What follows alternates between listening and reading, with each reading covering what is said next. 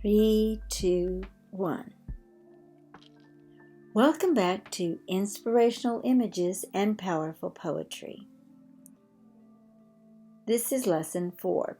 Last week we learned about haiku and tanka and rhyming couplets. Today we will learn how to write biopoems and odes. Both of these poetry forms pay tribute to a person, character, or an object. Biopoems. A biopoem is a poem with a very specific formula. It describes a person or a character, and it's 11 lines long. In this lesson, we will look at the formula for writing the poetry form. That formula is almost like a closed passage where we fill in the blanks for 11 line items. Here's the template. There are three major types of biopoems. 1. Autobiographical and biographical biopoems, written about yourself or someone you know. 2.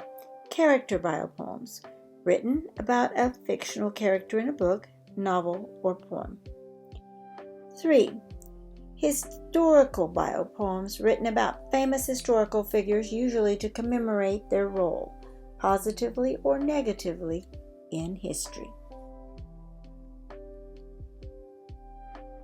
Here are three examples of biopoems that I have written. The first is about my mother. Martha, mother, teacher, mathematician, friend. Daughter of Lincoln Mingus and Exie, wife of Jesus Ignacio, and mother to Norma, Robert, David, Gilbert, and Richard. Lover of quilting, gardens, and computers, who feels happy when her cactus blooms, satisfied when she finishes a project, and fulfilled when her kids are happy and succeeding in their life's endeavors. Who has been to Israel, Panama, Mexico, and 32 states. Who needs daily phone calls from her kids, a garden to tend, and a good computer. Who fears losing her sight, driving at night, and having nothing to do. Who would someday like to visit Scotland, publish a family cookbook, and write a novel. Resident of San Antonio, Texas, Hamilton Ochoa. The second is a character biopoem I wrote for a minor character, Charlotte's daughter Joy, in the novel Charlotte's Web by E.B. White. Joy, author, weaver, spinner, friend. Daughter of Charlotte A. Cavatica, sister to Aranea and Nellie. Lover of Wilbur, Fern, and Templeton. Who feels happy when practicing penmanship, sad when missing mom, and who hates writer's block. Who has been to the barn, Martha's garden, and the county fair. Who needs to see the sunrise every morning, a fly for lunch every day, and fresh dew every night. Who fears some birds, all lizards, and most humans. Who would someday like to see the world, meet the neighbors, and read the dictionary. Resident of Homer Zuckerman's farm in Beaverton, Oregon. Writing spider.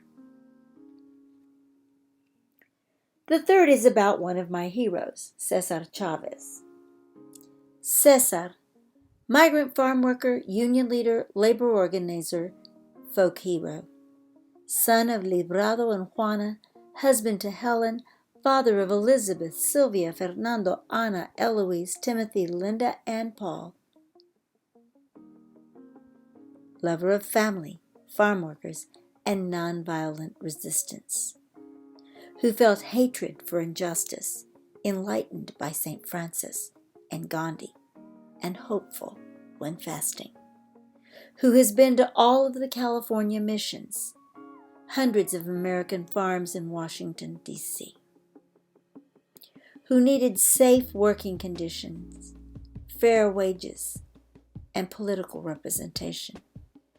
Who feared migrant farm worker exploitation, discriminatory legislation, and pesticides. Who would someday like to see his children educated, the United Farm Workers Union legitimized, and harvest workers valued. Resident of Sal si puede, get out if you can. Chavez. When teaching across the curriculum, some teachers have found that having students create a biopoem about a character in a novel or a historical figure that is being studied is an excellent way to have them remember the essentials of that person's character, biography, and historical information.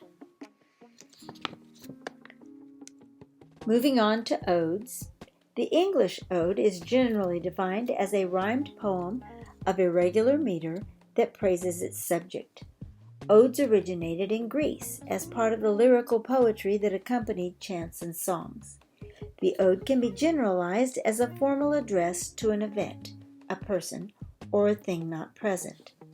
The ode consists of an undefined number of 10-line stanzas with the following rhyme scheme: AB, AB, CDE, CDE. I have always loved cactus blooms, all kinds of cactus flowers. I take lots of pictures of them. I grew up in the Rio Grande Valley where there's lots of cactus. I always told my mother that I thought the cactus blossom looked like a very elegant but simple rose bloom. She always told me I was crazy. Anyway, I was looking through my photos and found several in a series of yellow cactus blooms on a large cactus in my mom's backyard. One in particular looked like a rosebud, but somehow even prettier.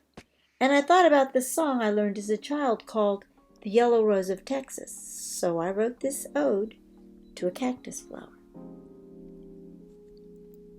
Camel of the plant world, from your flattened body waxed with thorn, a brilliant blossom is unfurled, the promise of new life reborn. Who would know that you, wild, unbridled sprite, could spring from the driest, dusty spaces? Others, though more cultivated, your beauty vexes, your exaltation exiled to the desert out of spite, magnificence found in the least expected places. Yet uncrowned, truly you are the yellow rose of Texas. So, let's get started writing your ode. Choose a photo of something ordinary or someone that isn't famous that you wish to praise. Give your subject praise or thanks. Speak directly to the object or subject. Use adjectives to describe it or them. Use verbs to bring that object or subject to life.